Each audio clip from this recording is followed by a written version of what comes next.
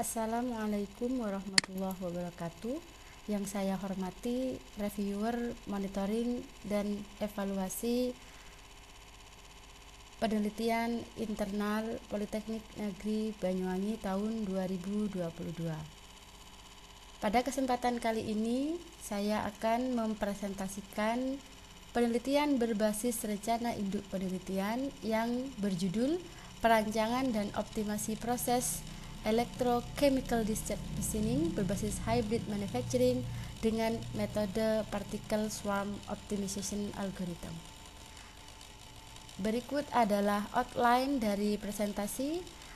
Ada yang pertama adalah introduction, kemudian experimental procedure, result and discussions, dan yang terakhir adalah conclusions.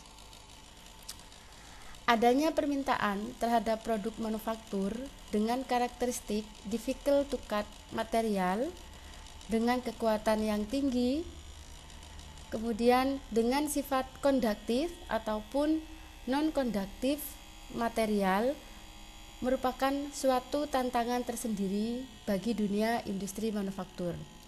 Tuntutan material hasil dari proses manufaktur yaitu memiliki keakurasian dan kepresisian yang tinggi merupakan salah satu tantangan yang harus dicapai. Oleh karena itu, kebutuhan dan potensi dari suatu proses hybrid machining sangat diperlukan pada industri manufaktur. Adapun karakteristik kinerja atau respon dari sebuah hasil proses pemesinan adalah berupa material removal rate atau laju pengikisan material. Yang kedua adalah surface roughness atau kekasaran permukaan, dan yang selanjutnya adalah overcut.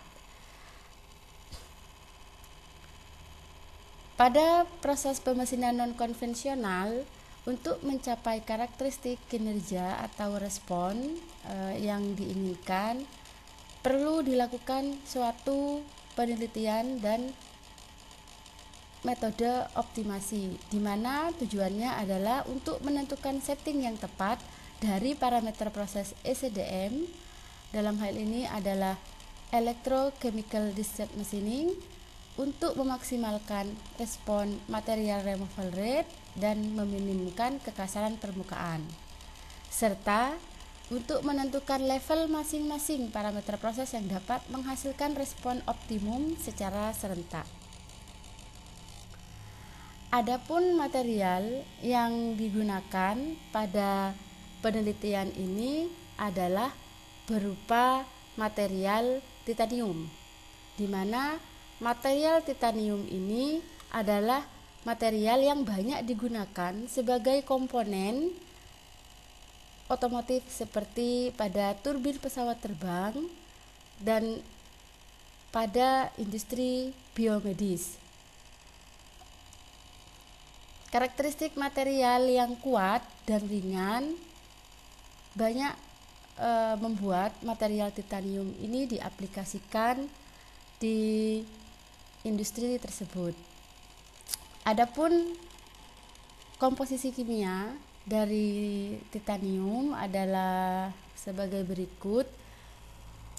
Kemudian untuk elektroda yang akan digunakan pada proses ECDM ini adalah elektroda kuningan, dan berikut adalah sifat fisik dari elektroda kuningan. Berikut adalah hasil prototipe dari penelitian ini, yaitu pada penelitian tahun pertama sudah dihasilkan sebuah prototipe ECDM single axis. Kemudian untuk tahun ini, yaitu tahun kedua, prototipe dikembangkan menjadi 3 aksis. Dan berikut adalah proses pengikisan atau proses pemesinan ECDM.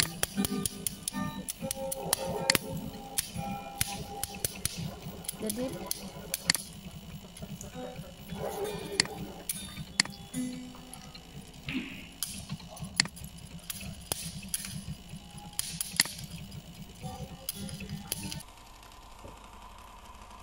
berikut adalah gambar dari proses pengikisan material titanium dengan proses ECDM. Kemudian berikut adalah hasil benda kerja yang diproses, yaitu dengan prinsip drilling atau pembuatan lubang menggunakan proses ECDM.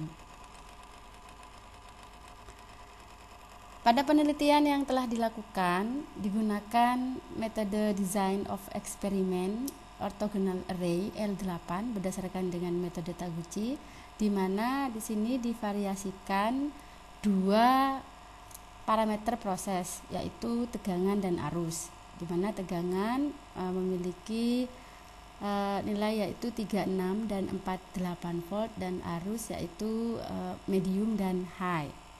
Kemudian elektroda yang digunakan adalah kuningan dan cairan elektrolit yang digunakan adalah NaNO3. Berikut data dari laju pengikisan material dari masing-masing percobaan. Dari 8 percobaan, kemudian berdasarkan dari metode Taguchi, maka akan dicari nilai SN rasio, yaitu sinyal to noise, di mana karakteristik dari MRR adalah larger is better, yaitu semakin besar semakin baik. Kemudian setelah didapatkan SN rasio, maka akan terdapat plot atau gambar grafik yang menunjukkan bahwa untuk menghasilkan nilai MRR yang maksimum, maka parameter mesin tegangan diatur, yaitu pada level 1, pada level 2, kemudian untuk arus yaitu pada level 2. Kemudian berikut merupakan adalah analisis variansi tabel ANAVA dari SN rasio, didapatkan nilai F hitung dan nilai P value dari masing-masing parameter seperti pada tabel, dan menunjukkan bahwa tegangan dan arus memiliki pengaruh yang signifikan terhadap respon laju pengikisan material. Untuk respon yang kedua yaitu adalah surface roughness atau kekasaran permukaan, di mana pada penelitian ini digunakan alat ukur surface roughness tester untuk mengukur permukaan hasil benda kerja yang telah dilakukan proses pengikisan.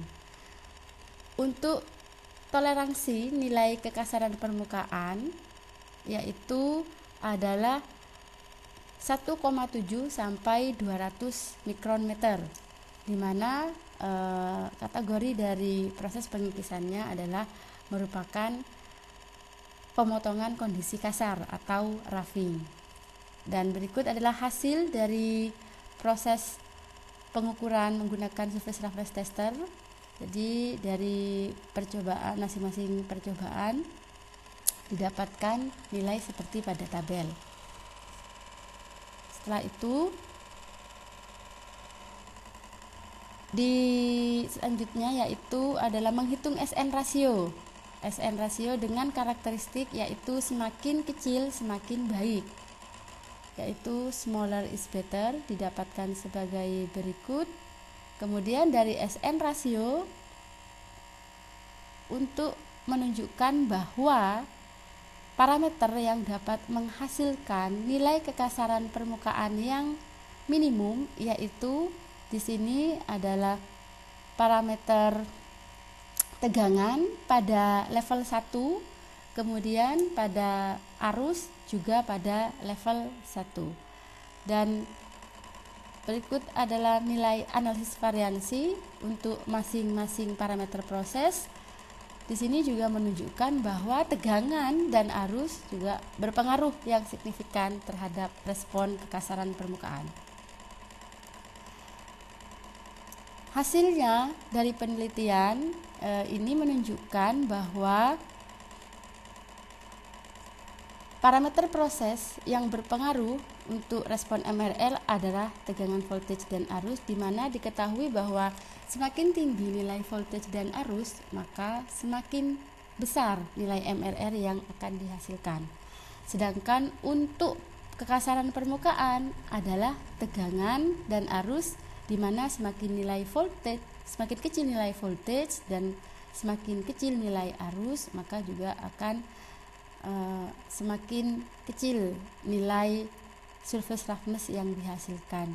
Sehingga untuk metode Taguchi ini hanya mampu untuk melakukan optimasi single respon atau hanya satu respon saja,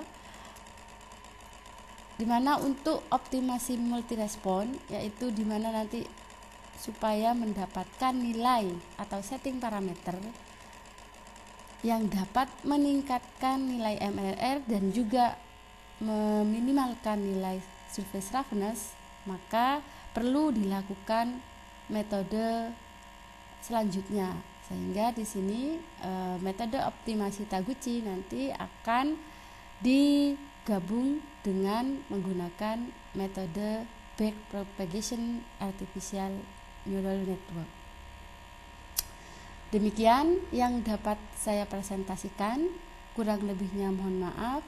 Saya akhiri. Assalamualaikum warahmatullahi wabarakatuh.